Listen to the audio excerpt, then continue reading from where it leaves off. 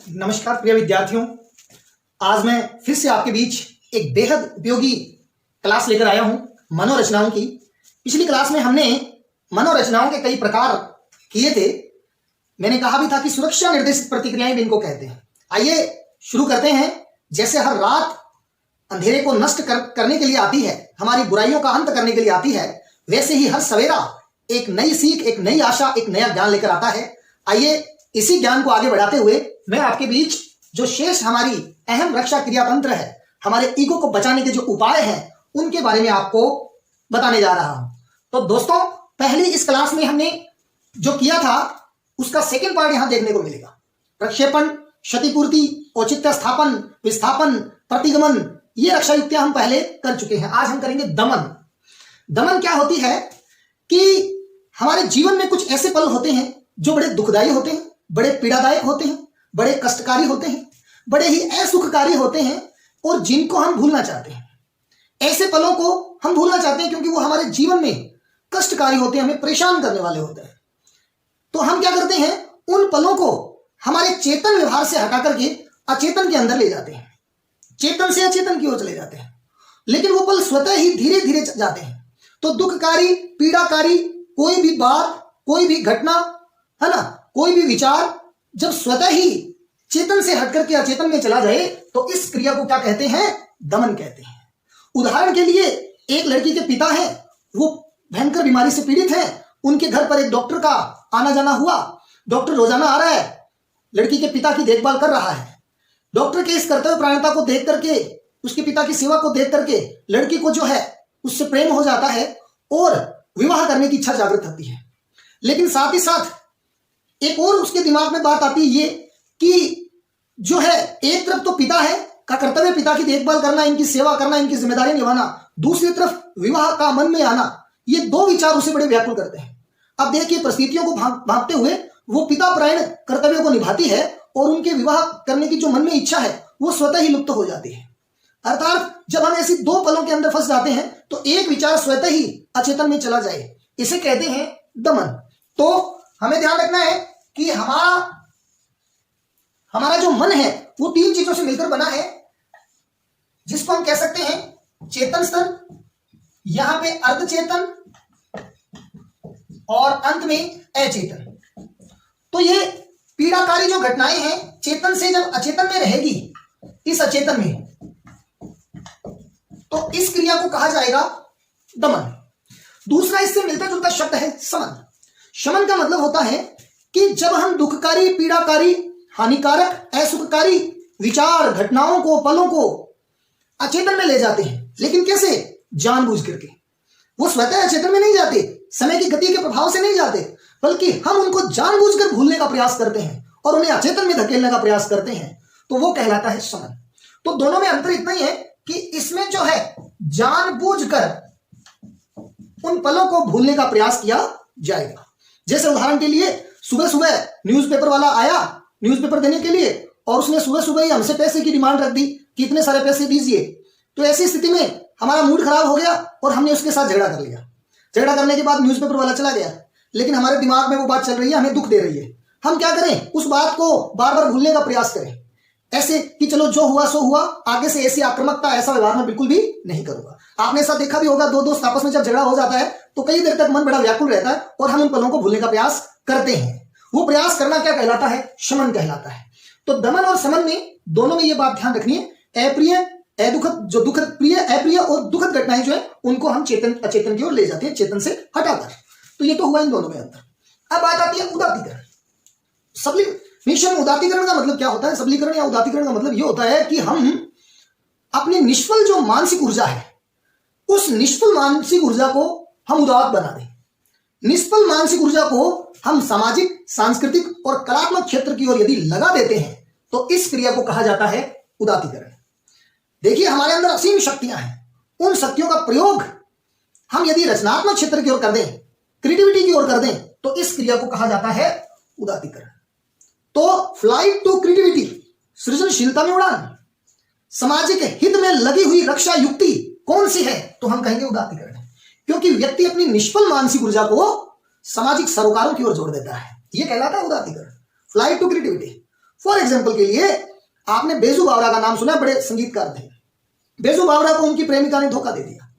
अब उस धोखे से वो व्यथित व्याकुल जो है हो गए थे, बेचैन हो गए थे, लेकिन उस निष्फल प्रेम को उन्होंने जो है संगीत के क्षेत्र में लगा दिया और बहुत बड़े संगीतकार बन गए।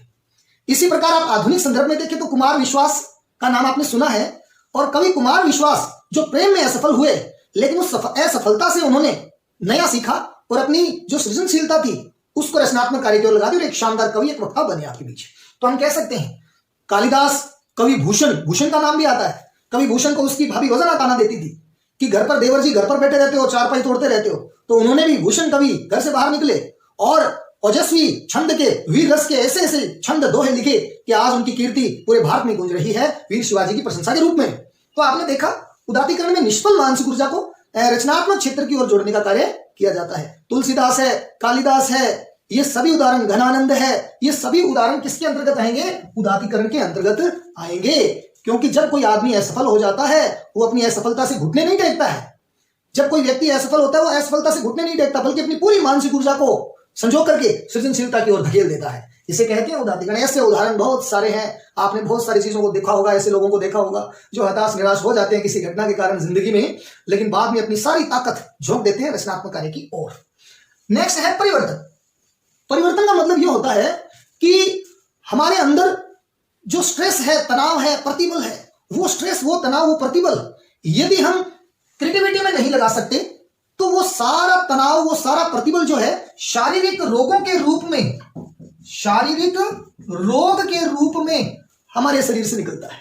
शारीरिक रोग के रूप में हमारे शरीर से निकलेगा तो वो चीज कहलाएगी परिवर्तन। आपने देखा होगा तीव्र तनाव की परिस्थिति में बहुत सारे बच्चों के बुखार हो जाता है। परीक्षाएं नजदीक आई, स्ट्रेस आया, तनाव आया, बच्चों के अंदर अनेक प्रकार के विकार उत्पन्न हो जाते हैं। बुखार हो गया, सिर दर्द हो गया, जी घबराना, चक्कर आना, ये जो परीक्षा से पहले ये वाले जो लक्षण हैं, ये सारे के सारे लक्षण ध्यान रखिए, ये है परिवर्तन के उदाहरण। क्योंकि ये रक्षा युक्ति हमें कुछ फायदे भी देकर जाती है।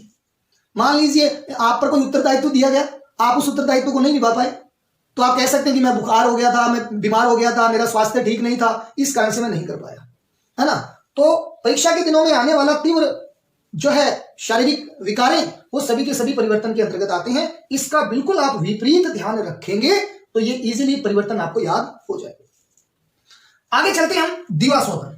दिवास्वप्न, जिसका दूसरा नाम हमें ध्यान रखना है स्वेर कल्पना। दिवास्वप्न या स्वेर कल्पना, स्वप्न लो, कल्पना करो। दोस्तों, कल्पना और स्वप्न हमारे लिए जीवन के लिए बड़े लाभदायक। राइट बंधुओं ने स्वप्न लिया तो आज देखिए पक्षियों को देख करके आसमान में हवाई जहाज बना दिया, उड़ रहे हैं, वो सपने का। नील आर्मस्ट्रांग ने सपना लिया तो देखिए आज अंतरिक्ष को छू रहे हैं, चांद पर जा रहे हैं, सारी चीजें ये सपने की ही करामात है।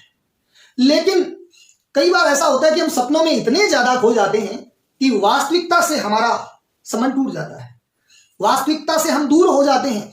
ऐसे स्वप्न हमारे लिए घातक सिद्ध होते हैं। तो दिवास्वप्न का मतलब है जिन इच्छाओं की